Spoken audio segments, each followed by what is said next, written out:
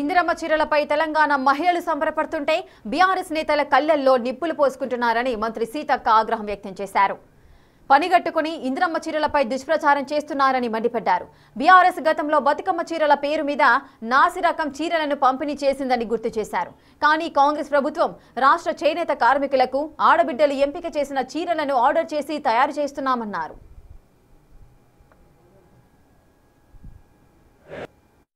ఈ చీరలను చూసి ప్రతి ఆడబిడ్డ సంతోషపడుతుంటే సహజంగానే మీకు తెలుసు, ఆడబిడ్డలు సంతోషపడితే మరి బీఆర్ఎస్ నాయకులు కల్వకుంట్ల కుటుంబం కళ్ళల్లో నిప్పులు పోసుకుంటుందని. అందుకనే మరి ఈ చీరలు బాగలేవని, లేదా ఎలక్షన్ల కోసమని, లేదా కొంతమందికే ఇస్తున్నారని ఏదేదో తప్పుడు కూతలు కూస్తున్నారు.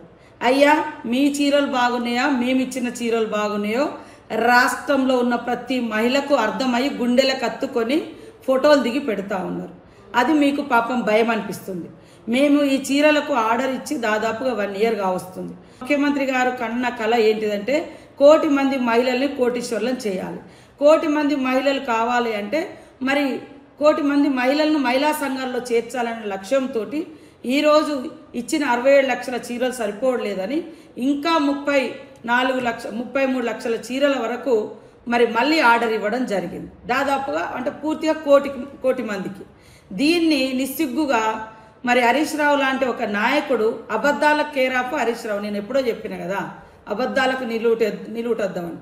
మేము 67 లక్షలకు ఆర్డర్ ఇచ్చినాం. 67 లక్షల చీరలు రాష్ట్రంలో పంపిణీ జరుగుతున్నది. అది గ్రామీణ ప్రాంతంలో ఒకసారి, మరి పట్టణ ప్రాంతంలో మరొకసారి. ఎందుకంటే చేనేత కార్మికులు ఏదో మేము దుబాయ్ నుంచి లేదా సూరత్ నుంచి కిలోల కొద్ది తీసుకొచ్చిన చీరలు కాదు. చేనేత కార్మికులు వాళ్ళు స్వయంగా నేర్చిన చీరలు మేము అక్కడే ఆర్డర్ ఇచ్చినాం కదా. మీకు చిత్తశుద్ధి ఉంటే కేటీఆర్, హరీష్ రావు, కవితమ్మ ముగ్గురు పోయి సిరిసిల్ల కార్మికులతో మాట్లాడి ఇక్కడ రాష్ట్ర ప్రభుత్వం నుంచి ఎన్ని చీరలకు ఆర్డర్ ఇచ్చిండ్రు, ఎప్పుడు అయింది అని ఒక్కసారి తెలుసుకోండి. తర్వాత గతంలో 60 ఏళ్ళు దాటితే మహిళా సంఘాలలో ఉండకూడదనే నిబంధన ఉండే. ఇప్పుడు దాన్ని కూడా తీసేసి దాటిన వాళ్ళని కూడా సంఘంలోకి తీసుకుంటున్నాం. కాబట్టి మహిళా సంఘంలో ఉన్న సభ్యులకు ఇచ్చుకుంటూ మహిళా సంఘంలో 1 కోటి మందిని చేర్చాలి. కాబట్టి ప్రతి మహిళకి ఇచ్చి సంఘంలో చేరండి అని సారబెట్టి చీర పెట్టి మేము సంఘంలోకి ఆహ్వానిస్తున్నాం. ఇక్కడ ఏం తప్పు కనపడ్డది? నీ తప్పు నేను చెప్తా.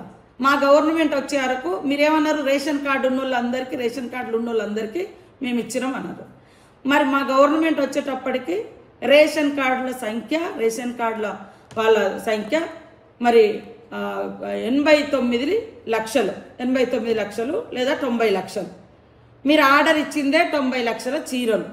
మరి మిగతా దాదాపుగా 50,000 చీరలు ఎవరు తీసుకున్నారు, ఎవరికి పంచుకున్నావు? దీంట్లో కూడా మీరు తెచ్చిందే కిలోల లెక్క, చాలని ముట్టుకుంటే పనికిరావు అని వాళ్ళు చేన్లలో కట్టుకున్న చరిత్ర. ఇవాళ మేము ఇచ్చిన చేన్లలో కట్టుకోవడం కాదు. మీలాంటి దుష్టబుద్ధితోటి, మీ కార్యకర్తలతోటి, మీ లీడర్ల భార్యలతో కొన్ని తప్పుడు ప్రచారాలు చేయవచ్చు.